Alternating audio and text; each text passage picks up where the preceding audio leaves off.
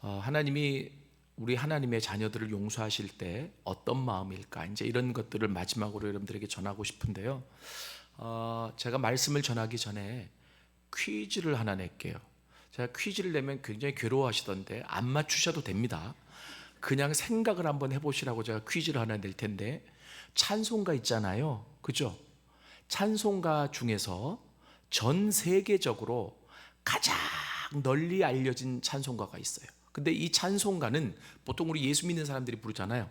근데 예수 믿지 않는 사람들에게도 널리 알려져서 올림픽 개막식 때도 이 찬송가가 연주가 되고, 인도라고 하는 나라는 힌두교 나라입니다. 국민의 85%가 힌두교를 믿어요. 근데 그 공화국 독립의 날, 인도 이 공화국 독립의 날에 이 찬송가가 연주가 되어져요. 그래서 인도에서 난리가 났어요. 근데 왜 그러냐면 인도의 영웅인 간디가 이 찬송가를 그렇게 좋아한대요. 그래서 이거는 기독교의 노래니까 우리 공화국의 날에 연주되는 것이 옳지 않다. 그래서 잠시 중단되었었는데 다시 그래도 우리 간디가 좋아하니까 연주하자. 그래서 아직 연주가 되고 있어요. 여러분, 이렇게 유명한 곡이 있는데 어떤 곡일까요? 나 같은 죄인 살리신, 이 기독교의 불후의 명곡이죠. Amazing Grace. 땡. 아닌데요. 실은 제가 지금 이 영상이 준비돼서 들려드리려고 하는데 들려드리면 잘 모르실 수 있어요.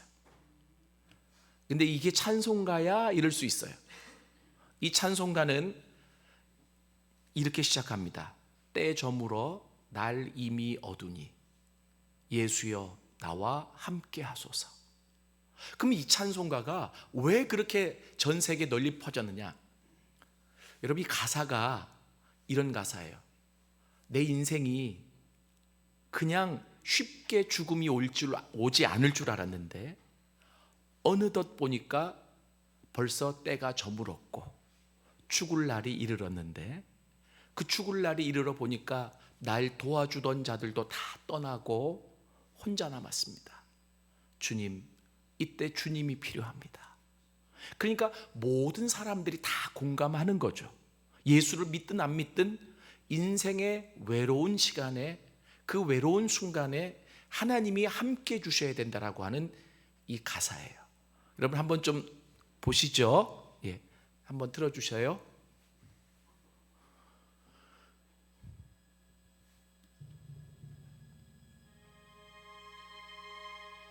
가사를 잘 한번 좀 보십시오. 저는 이 찬송만 들으면 그냥 가슴이 울컥하더라고요.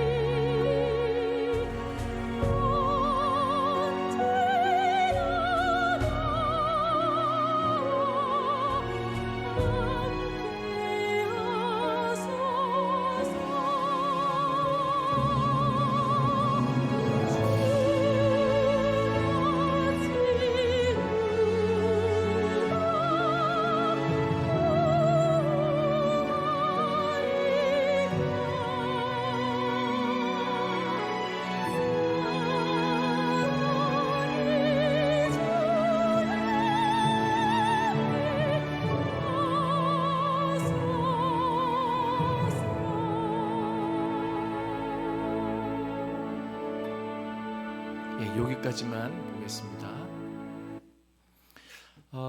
들어보신 거 같죠? 그죠? 예. 이게 이제 외국에서는 이 외국 사람들도 이게 하도 많이 들어서 음률은 아는데 이게 찬송가였어? 이제 이렇게 반응하는 경우가 많이 있다고 합니다. 제가 이 찬송가를 먼저 들려드린 이유가 있습니다. 제가 첫날 저녁에, 금요일 저녁에 여러분들에게 그렇게 말씀드렸지만 이제 사랑하는 장모님이 작년 그 8월 달에 이제 췌장암으로 이제 천국을 가셨어요.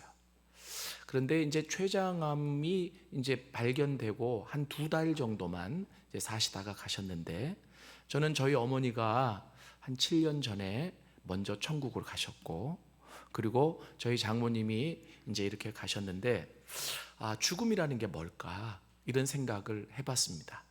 그러면서 우리 믿는 사람들은 죽음을 그렇게 크게 두려워하지는 않아요. 왜냐하면 우리가 죽으면서 끝이 아니라 죽고 난 뒤에 영원한 하나님의 나라가 있기 때문에 믿습니까?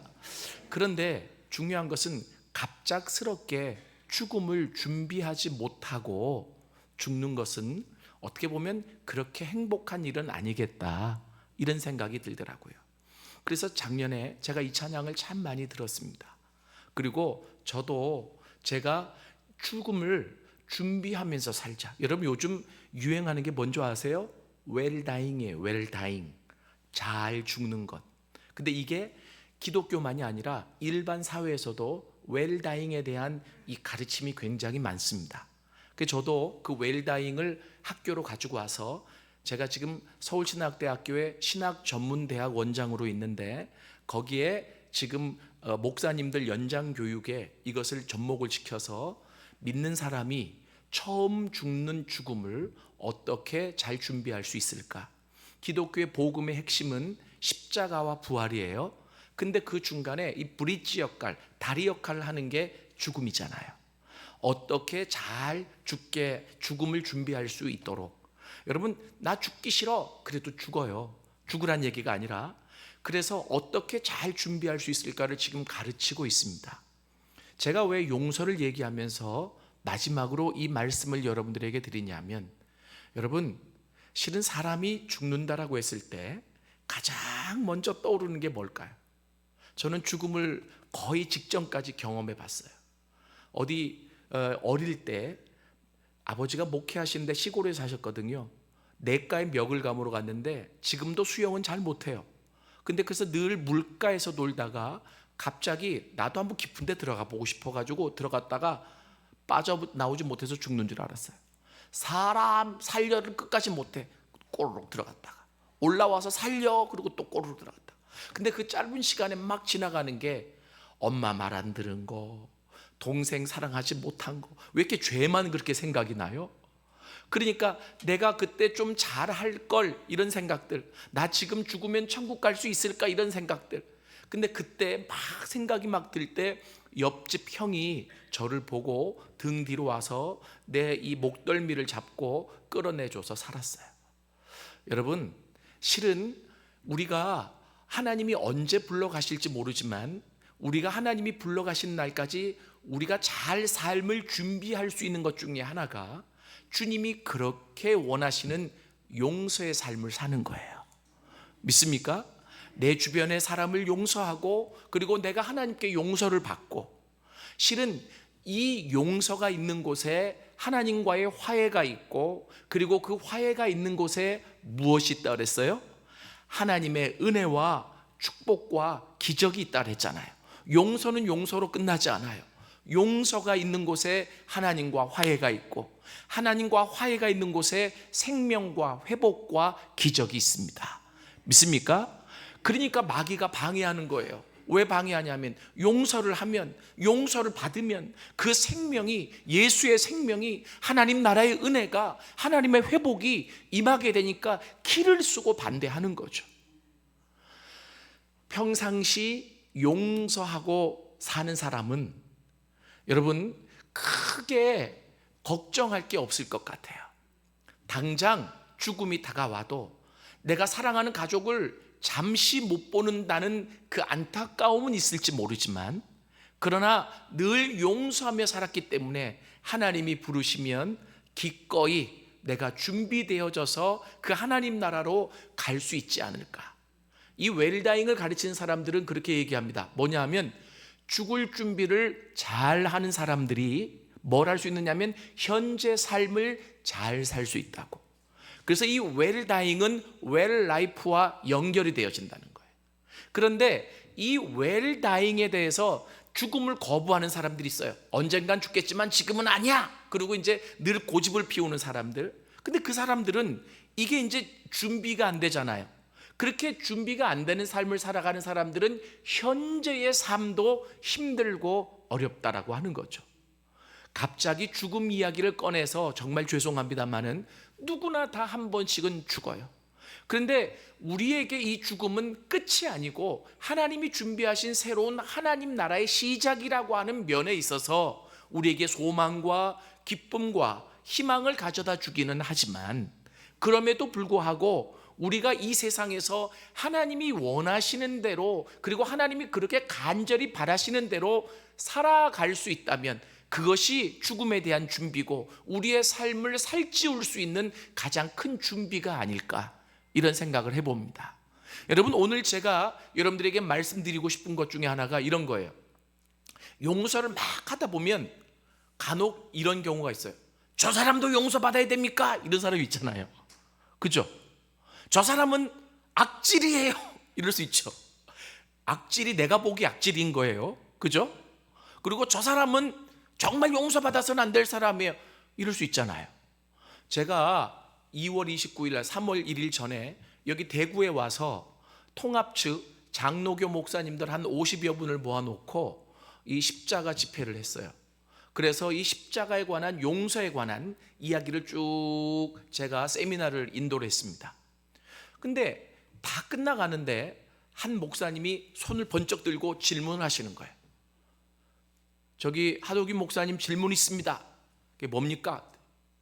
이 조금 현실적인 문제인데요. 교회를 망하게 하고 교회를 무너지게 한 자가 다른 교회로 옮겨서 거기서는 막 열심히 최선을 다해 섬기고 그리고 또 노력을 해서 장로 직분을 받았습니다. 그런데 그 사람 때문에 이 교회가 무너졌는데, 그런데 그 사람은 다른 교회 가서는 인정받고 장로가 됐는데 그 사람을 용서해야 됩니까? 이래요. 보니까 피해자인 것 같아, 이 목사님이. 근데 답은 나와 있어요. 용서해야지. 근데 그 자리에서 용서해야 됩니다면 이 목사님이 튕겨 나가실 것 같아요. 그래서 제가 뭐라 그랬냐면, 목사님, 제가 지금까지 강의하고 말씀을 나눈 것에 답이 다 있는 것 같습니다. 목사님도 아시는데 저한테 여쭤보시는 것 같아요. 얼마나 힘드시겠어요? 힘들죠? 그죠? 아니, 우리 교회를 망하게 한 사람인데 어떻게 용서를 할 수 있어요? 그런데 그럼 그 사람도 못 살았으면 좋겠는데 다른 데 가서 대접받고 장로가 돼서 잘 사니까 너무나 꼴 보기 싫은 거예요. 이게 오늘 여러분들에게 말씀드리려고 하는 용서에 관한 불편한 진실입니다. 그럼 어떻게 해야 될까요? 성경에 보면 그런 얘기가 나와요. 어디 나오는 줄 아세요? 요나서에 나옵니다. 요나에 보면 하나님이 요나에게 뭐라고 얘기하냐면, 너 니느웨에 가서 하나님의 말씀을 선포하라 그래요. 그랬더니 이 요나가 가기 싫은 거예요. 왜요? 니느웨는 아수르라고 하는 나라의 수도였어요. 근데 이 아수르라고 하는 나라는 강대국으로서 이 북이스라엘, 요나가 살고 있었던 북이스라엘을 계속 침공해 와서 그들을 괴롭히고 사람을 죽이고 헐뜯어갔던 나쁜 나라예요. 그런데 하나님이 어느 날 선지자 요나에게 임하셔가지고 그 아수르의 수도인 니느웨에 가서 복음을 전하라는 거예요. 근데 니느웨, 이 요나는 선지자니까 알아요. 뭐냐면 분명히 하나님이 이렇게 말씀하실 때는 목적이 있는 거고, 근데 내가 가서 하나님의 말씀을 전하면 그들이 회개할 것 같아. 회개하면 하나님과 화해가 되잖아요. 그죠? 그 꼴을 내 눈으로 어떻게 보냐 이겁니다. 여러분, 전혀 새로운 얘기처럼 들으시는데 성경 요나서에 나오는 얘기잖아요. 제가 이야기체로 풀어서 말씀을 드린 거예요. 그죠? 다 아시잖아요. 그죠? 제가 좀 리얼하게 표현했어요. 예? 그잖아요. 그러니까 우리가 요나도 좀 이해하자고요. 맨날 요나 나쁜 사람 이러지 말고 요나 좀 이해하자고요. 얼마나 속상하겠어. 분명히 하나님이 그렇게 하라면 분명히 그들이 회개할 텐데, 쟤네들은 회개하면 안 돼요. 하나님, 쟤네들 때문에 우리나라 민족이 얼마나 죽었고, 쟤네들 때문에 우리가 얼마나 힘들었는데 하나님 왜 나보고 가라. 그래서 하나님이 니느웨로 가라고 그랬는데 어디로 가요? 다시스로 가죠. 그러다 물고기 뱃속에 들어가서 회개하고 다시 니느웨로 가잖아요. 그래서 이제 니느웨에 가서 막 하나님이 외치라는 대로 외쳤어요. 그리고 이제 요나가 높은 곳에 가서 지켜보는 거예요. 그랬더니 어떤 일이 있어지기를, 기대했던 대로, 예상했던 대로 왕이 베옷을 입고 그 음식을 선포하고 회개하고 난리가 난 거예요. 요나가 기대하기는 나는 외치긴 외쳤다만 제발 회개하지 마라, 이랬을 거 아니에요. 그렇죠? 아니에요? 맞잖아요. 나 요나서가 가장 재밌고 가장 어려운 책이 요나서인 것 같아.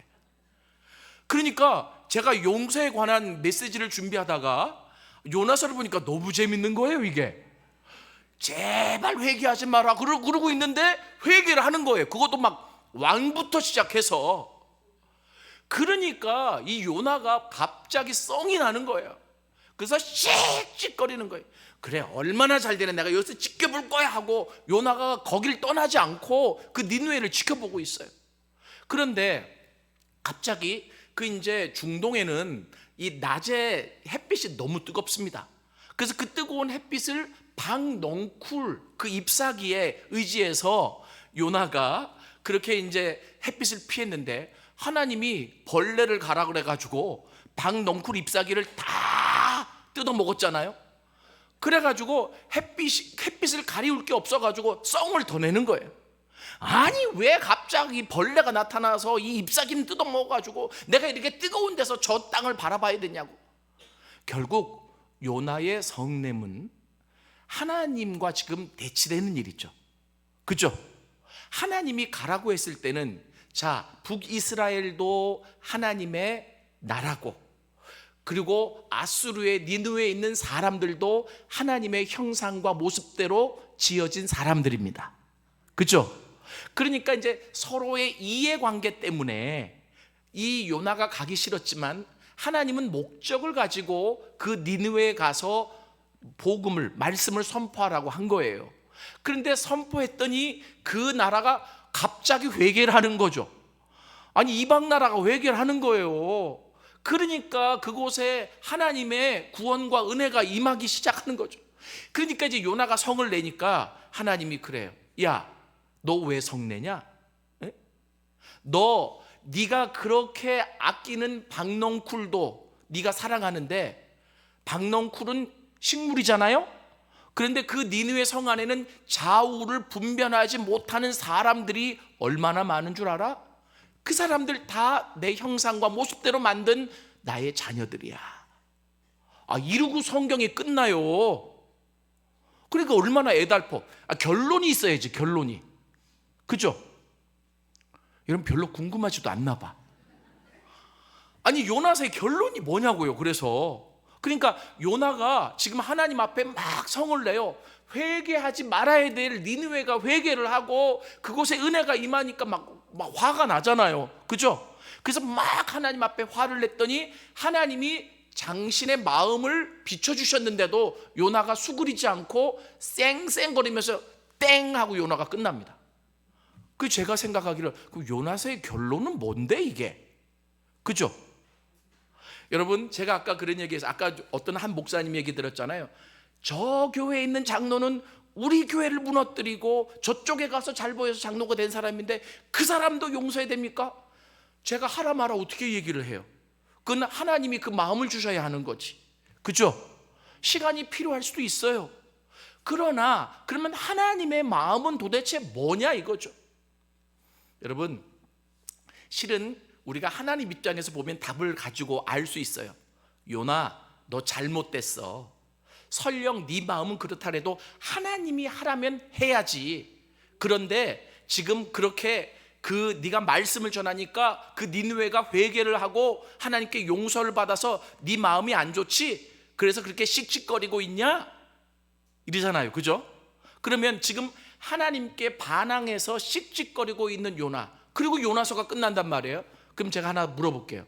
하나님은 요나를 어떻게 했을까요? 그래도 아유, 참. 나는 이렇게 물어봐가지고 정답이 금방 나오는 적이 처음이에요. 이게 이게 어려운 질문이거든요. 그래도 사랑하세요. 제가 그래서 요나서를 묵상하다가 내린 결론이 그거예요. 뭐냐면 요나서가 왜 그렇게 끝나느냐, 그리고 나서 어디에도 하나님이 요나를 버렸더라, 요나가 하나님이 싫어서 뛰쳐나갔더라, 이런 구절 없거든요. 그렇게 성내는 요나의 입장을 그냥 성경에 그대로 드러내놓고 요나서는 끝나요.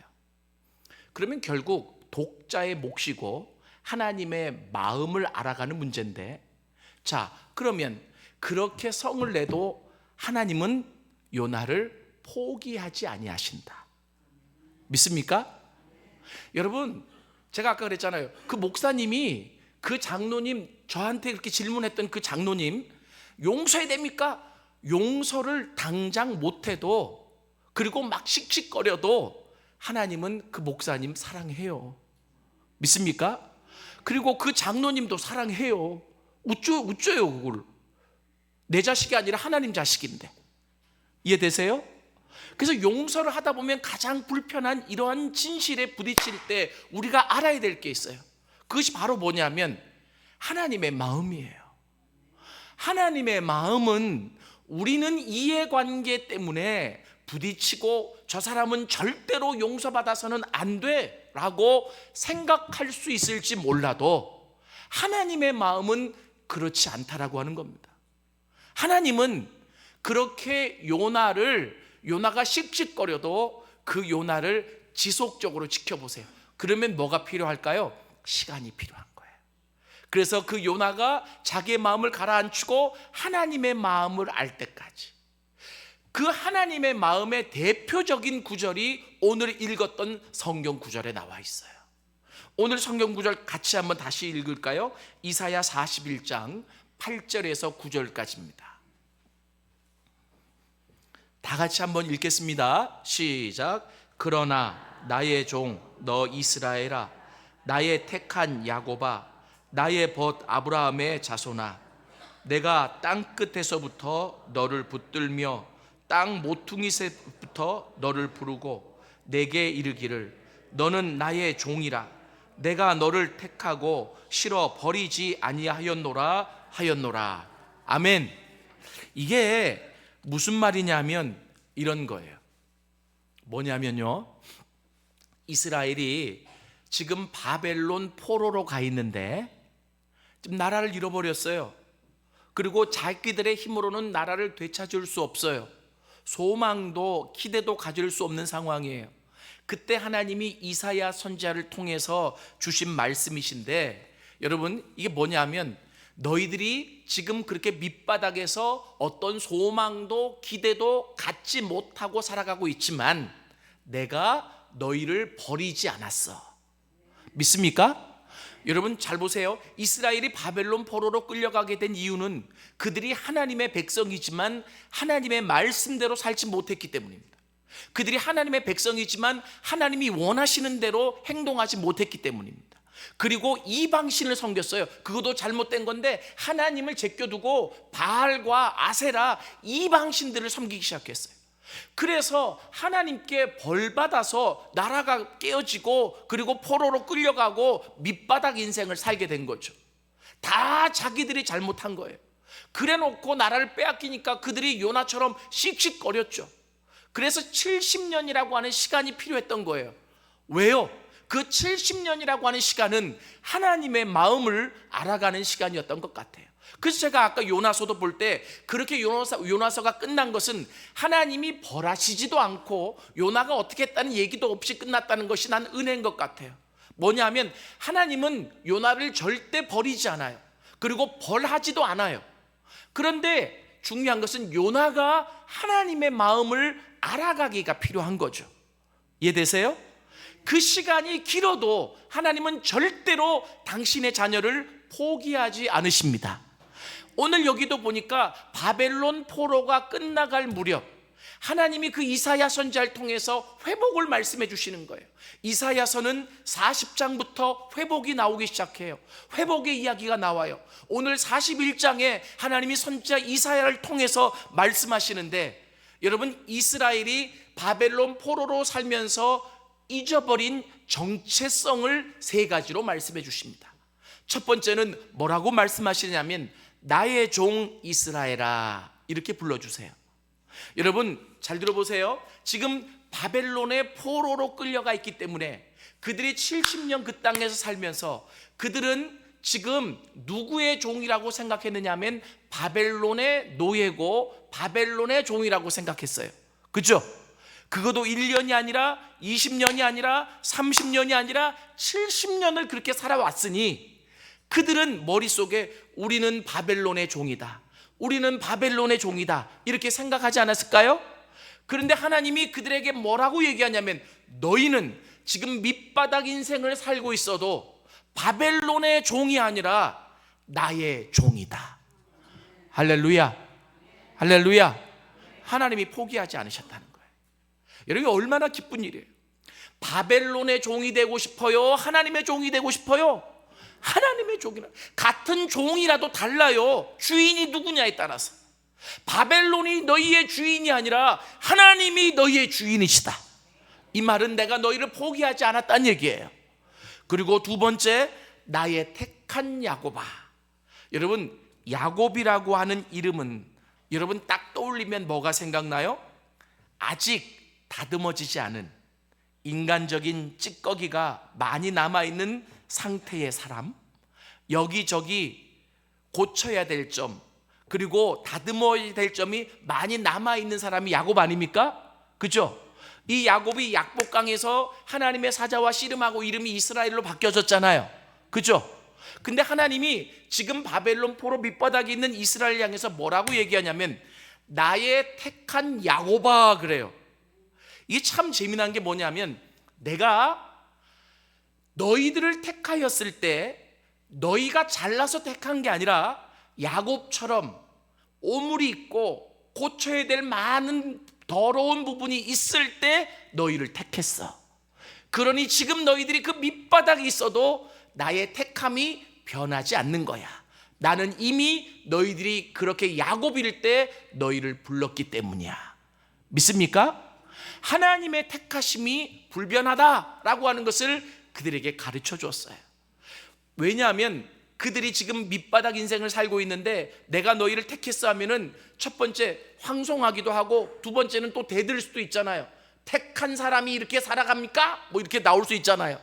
그래서 하나님이 정확하게 가르쳐 줘요. 내가 너희들을 택했을 때 야곱일 때 택했어. 그런데 너희들은 그 야곱의 짓을 그만두지 못했기 때문에 결국 바벨론 포로로 끌려가 있지만 나는 너희들을 포기하지 않았다. 믿습니까? 그리고 마지막으로 세 번째로 뭐라고 얘기하냐면 나의 벗 아브라함의 자손아 라고 이야기합니다. 지금 너희들이 밑바닥 인생을 살고 있지만 그러나 너희들은 나의 벗 아브라함의 자손이다. 믿습니까? 여러분 하나님은 한 번 맺으신 언약을 바꾸지 않는 분이십니다. 저는 그래서 찬송가 이런 가사가 좋아요. 내 주와 맺은 언약은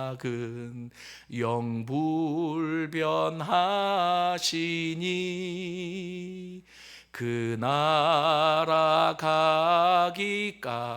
가기까지는 늘 보호하시네. 아멘. 그 나라 갈 때까지 우리 보호하시고 이끌어 주신다는 거예요. 그들이 잘못돼서 지금 밑바닥에 있는데 하나님이 말씀하시는 거죠. 여러분 저는 지금 이 성경을 풀려고 하는 게 아니에요. 이사야 41장 이 본문에 나와 있는 말씀을 통해 뭐를 여러분들에게 전달하고 싶으냐면 하나님 아버지의 마음이에요. 믿습니까? 아버지의 마음이에요. 자식들은 몰라. 자식들은 아무리 친한 자식이라도 이해관계에 의해서 싸울 수 있어요. 근데 아버지 입장은 다르다는 거예요. 믿습니까? 그래서 아버지, 쟤는 용서받아서 안 돼요. 아버지, 쟤는 잘못을 너무 했어요. 아버지, 쟤는 우리나라 사람을 너무 많이 죽였다고요. 이게 요나의 입장이거든요. 그러나 아버지는 그럼에도 불구하고 내가 이 땅을 다 구원하길 원한다. 이 땅을 다 회복하길 원한다.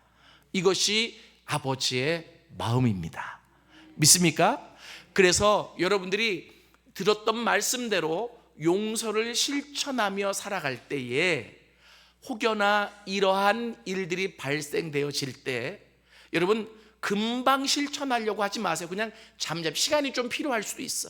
그냥 잠잠히 하나님께 물어보세요. 하나님, 하나님의 마음을 좀 주십시오. 믿습니까? 하나님의 마음을 좀 부어주십시오.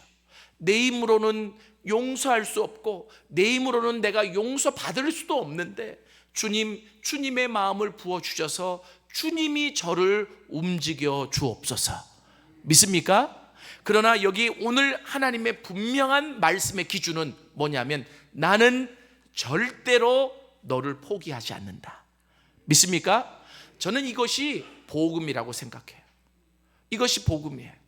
아무리 잘못했어도 아무리 밑바닥이라도 나는 너를 절대 포기하지 않는다. 그래서 로마서 5장 8절에 우리가 아직 죄인 되었을 때에 그리스도께서 우리를 위해 십자가에 죽으심으로 하나님이 우리의 자신에 대한 우리의 사랑을 확증하셨다라고 말씀해 주셨잖아요. 믿습니까? 제가 영상 하나 더 준비했어요. 이 영상 마지막으로 보고 말씀을 마무리할 텐데 이 영상은 제목이요, 하나님의 러브레터예요. 하나님의 사랑 편지라고요, 우리를 향한. 근데 이 밑에 나오는 자막들이 다 성경에 나와 있는 구절들이에요. 그래서 하나님이 나를 어떻게 생각하시는지, 하나님 나를 얼마나 사랑하시는지를 보여주는 영상인데 한 4분짜리거든요. 한번 같이 보시고 말씀을 마무리하도록 하겠습니다. 틀어주십시오.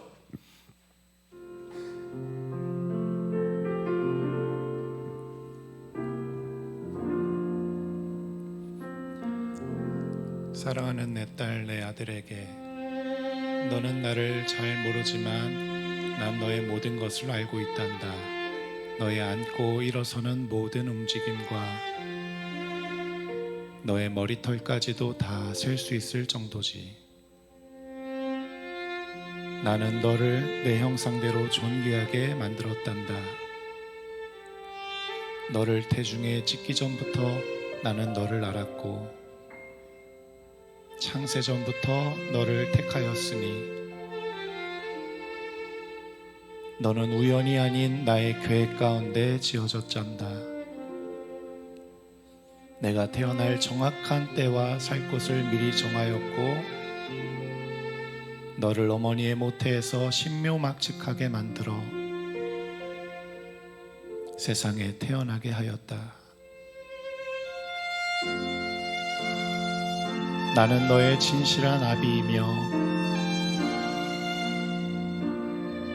너와 늘 함께하고 있는 완전한 사랑이니라. 이 사랑을 너에게 아낌없이 주련다. 너는 나의 자녀이고 나는 너의 아비이기 때문이란다. 너를 향한 나의 생각은 평안이요 항상 너의 장래에 소망을 주려 하는 것은 내가 무궁한 사랑으로 너를 사랑하기 때문이다. 너를 향한 나의 마음은 바다의 모래알 같아서 일일이 셀 수조차 없도다. 나는 너로 인하여 기쁨을 이기지 못하여 너에게 복주기를 그치지 아니하리니 너는 나의 소중한 보물이란다. 내가 마음을 다하여 나를 찾으면 나를 만나게 되리니 보아라, 나는 너에게 크고 비밀한 일을 보여주며 나를 기뻐할 때 내 마음의 소원을 이루어 주리라. 내 딸아, 너의 모든 환난 중에서 너를 위로하며 너의 마음이 상하여 낙심할 때 너를 더욱 가까이 하리니 나는 너의 위로자니라. 내 딸아, 너를 향한 나의 사랑에서 끊을 수 있는 것은 아무것도 없단다. 내가 돌아오는 날 하늘에서는 큰 기쁨의 잔치를 베풀리라. 나는 언제나 너의 아비였고 앞으로도 그럴 것이니 어서 나에게 돌아오렴. 지금도 두 팔을 벌려서 너를 애타게 기다리고 있단다. 나는 결코 너를 떠나지도 버리지도 않을 것이며 너와 영원히 함께할 것이다. 너를 끝까지 사랑한다. 아멘. 목사님이 잘 읽어주셨어요. 우리 같이 한번 눈을 좀 감겠습니다. 우리 반주를 좀 부탁드릴까요? 예, 잔잔하게 반주를 좀 부탁드릴게요. 하나님이 김천 은혜교회 71주년 기념 성회를 베풀게 하시면서 십자가에 달리신 예수님의 용서 이야기를 선포하게 하셨습니다. 말처럼 그게 쉽지는 않을 수 있어요. 그런데 내가 누구를 용서하려고 하기보다 먼저 하나님 앞에 날마다 용서받은 자로 살아갈 수 있기를 원합니다. 하나님 앞에 날마다 용서받은 자로 살아갈 때 그 은혜 때문에 또 다른 사람을 용서하고, 그리고 하나님이 명령하신 대로 모든 사람을 사랑할 수 있지 않을까요? 오늘 마지막 시간에 여러분들에게 전해드린 것은 아버지의 마음이에요. 이 아버지의 마음이 이런 마음을 가지고 우리에게 부탁하시는 거죠. 사랑하는 여러분, 어느 날 주님이 오라고 하는 날이 속히 임할 수도 있어요. 주님 명령대로 살아가며 주님의 사람으로 온전히 세워져 갈 수 있기를 원합니다. 우리 이 시간 찬송가 찬양 하나 부르고 우리 기도하겠습니다. 내일 일은 남 몰라요. 여러분 이 찬양 아세요? 예, 저는 이 찬양 부를 때마다 늘 저의 주제곡이기도 해요.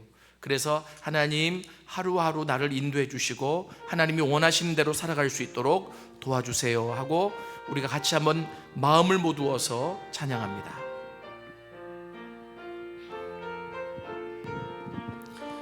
내일 일은 난 몰라요. 하루하루 살아요. 불행이나 요행함도 내 뜻대로 못해요. 험한 이 길 가고 가도 끝은 없고 고뇌요. 주님 예수 팔레미사 내 손 잡아주소서. 내일 일은 난 몰라요. 장래일도 몰라요. 아버지여 날 붙드사 평탄한 길 주옵소서. 2절 부릅니다. 좁은 이 길 진리의 길 주님 가신 그의 길 힘이 들고 어려워도 찬송하며 갑니다. 성령이여 그 음성을 항상 들려주소서. 내 마음은 정했어요. 변치 말 알게 하소서. 내일은 난 몰라요. 장래일도 몰라요. 아버지여 주신 소명 이루소서. 만왕의 왕 예수께서 이 세상에 오셔서 만 백성을 구속하니 참 구주가 되시네. 순교자의 본을 받아 나의 믿음 지키고 순교자의 신앙 따라 이 복음을 전하세. 불과 같은 성령이여 내 맘에 항상 계셔. 천국 가는 그날까지 주여 이겨 주옵소서. 아멘. 아멘. 눈을 감고 손을 가슴에 얹어 보겠습니다. 제가 마지막으로 기도하고 마치겠습니다. 나는 너를 절대 포기하지 않는다. 어떠한 잘못을 저질러도 어떤 상황에 있어도 너를 절대 포기하지 않는다. 이것이 아버지의 마음임을 다시 한번 깨닫습니다. 주님, 이 아버지의 마음이 우리 안에 품어지게 하여 주시옵소서. 이 땅에서 우리의 시각과 눈으로 보면 누가 더 잘못하고 그리고 좀 나은 사람이 있을지 모르겠지만 우리 모두가 하나님께 큰 은혜를, 용서를 받은 자 아니겠습니까? 아버지의 마음을 받아 모든 사람을 용서하고 사랑할 수 있는 하나님의 자녀로 우뚝 세워 주시옵소서. 그리고 아버지의 이 마음을 알았기 때문에 어떠한 잘못을 저질렀더라도 내 있는 자리에서 나 혼자 아파하고 슬퍼하지 말고 하나님께로 그 십자가 앞으로 나와 용서를 받은 자로 살아갈 수 있도록 하나님 우리의 삶을 이끌어 주시옵소서. 김천 은혜교회가 이렇게 십자가의 은혜가, 이 용서가, 사랑이 더 풍성히 경험되어져 진리의 토대 위에 굳건하게 더 뿌리를 내릴 수 있도록 주님 축복하여 주시옵소서. 주께서 이렇게 귀하게 진행시켜 가실 줄로 믿습니다. 뿌려진 말씀의 씨앗이 싹을 틔우고 열매를 맺을 수 있도록 하나님 역사하여 주시옵소서. 존귀하신 예수님의 이름으로 기도드렸습니다. 아멘.